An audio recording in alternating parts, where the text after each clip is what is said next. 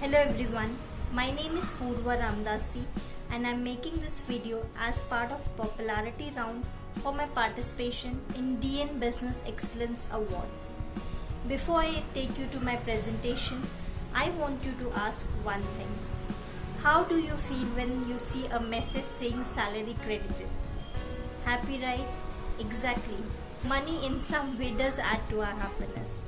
However, think of a situation when there is some deduction that has happened and you have no clue about it, or there is some tax calculations which you do not understand, or there is some payment that you expected in this payroll but you did not get it.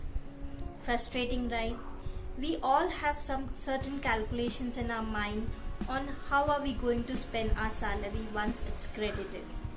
Hence, as a payroll professional, it's always been my team's endeavor to ensure we pay our customers correctly and on time. I have selected a project on concept Kaizen, which is all about continuous improvement. My project relates to quality aspect of payroll team. Let's look at it.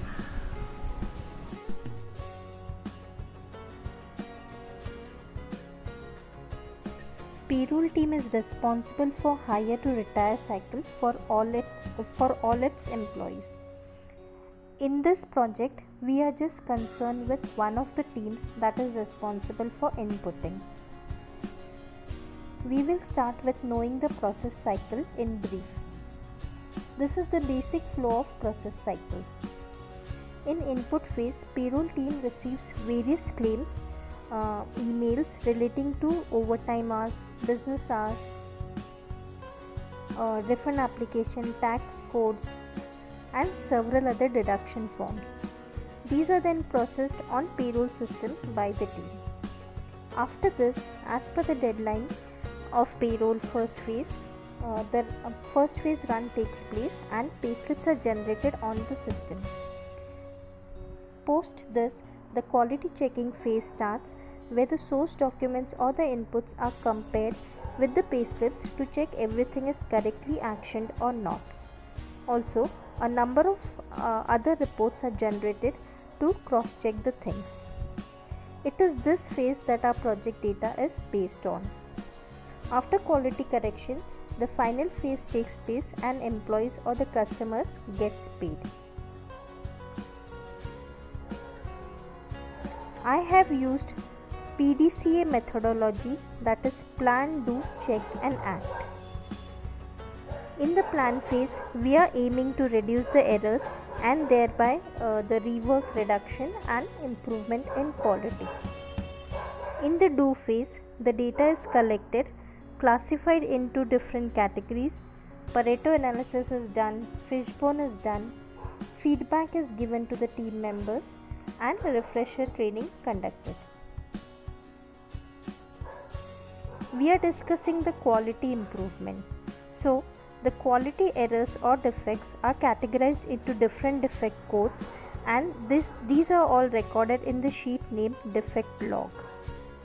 The first defect or error coding is about whether the errors are relating to clerical error or due to missed something to process, or because of system issues, or there are some training gaps, or is it because of non-adherence to the document procedure.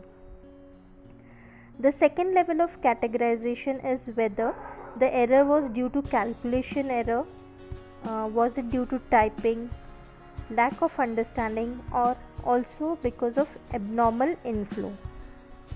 After this, the data is given weightage based on severity, whether it is high, medium or low.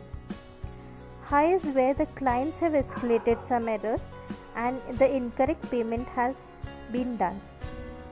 Medium is where the risk was arrested by us rectifying it before the pay run. And low is where the data was corrected during the quality check phase. It is also captured whether the errors were part of detection or the quality checking phase or in the injection phase, that is the processing. Post this, Pareto analysis is done to identify the topmost error categories that constitutes towards majority of error percentage. This gives us an idea which errors we need to target to get maximum improvement. Also, Pareto is done to identify the error's severity directly resulting into monetary impact or non-monetary things. The errors are also analyzed basis using the fishbone analysis.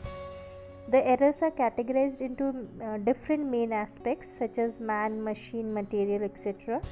There could be other categories depending on the error types, and this helps us to identify the main causes where majority of errors falls. In the next part of PDCA, the check phase is where we ensure the refreshers are getting conducted, the process documents are updated, checking whether the checklist procedure is followed, and whether we can implement some Poka-yoke or mistake proofing to eliminate the errors. Here we can see an example of mistake proofing.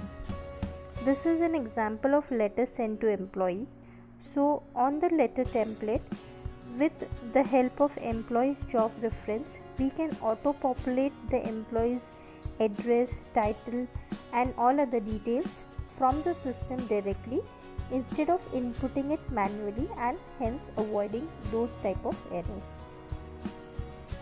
Next comes the phase of act phase. Here brainstorming is done with the team members to understand what can be done to improve and fix the problem. Knowledge tests are conducted on regular basis. Now coming to roadblocks.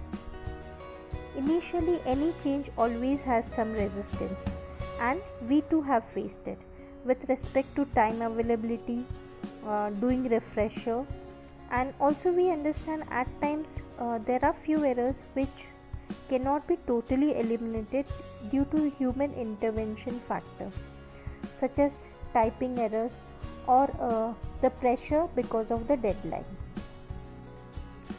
Now let us look at the impact. With improvement in quality over a period of time, team skill matrix has improved. Most of the members now are able to work on majority of things or activities. The goodwill has improved.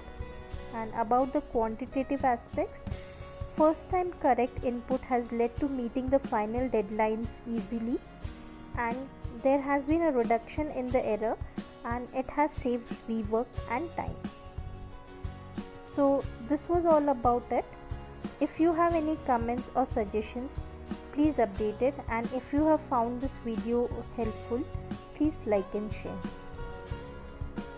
Thank you.